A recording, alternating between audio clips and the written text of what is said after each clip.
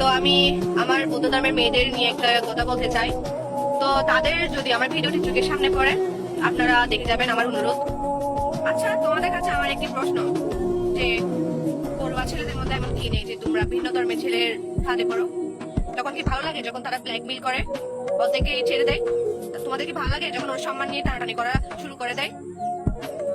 কালকে ফেসবুকে ঢুকে দেখলাম যে একটি মেসেজ সেন্ড করেছে, কারণ তাকে ব্ল্যাকমেইল করা হচ্ছে। কে ব্ল্যাকমেইল করছে? তার প্রেমিকে। আর সে হচ্ছে ভিন্ন ধর্মের একটা ছেলে। ছেলেটি তাকে বিয়ের আশ্বাস দিয়েছে এবং তাদের মতো অনেক কিছু হয়ে গেছে, এবং ছেলেটি এগুলো নিয়ে তাকে ব্ল্যাকমেইল করতে করতে করতে মেয়েটি না পারতে তার প্রাণটাই দিয়ে দিল। আমাদের বড়ুয়া সমাজের ছেলেগুলা অনেকবার মানা করেছে, অনেকবার সাবধান করেছে বড়ুয়া মেয়েদের যে এরকম কোনো কাজ না করার জন্য, তবু তারা বারবার করেছে এবং সেটার ফল তারা পেয়েছেও।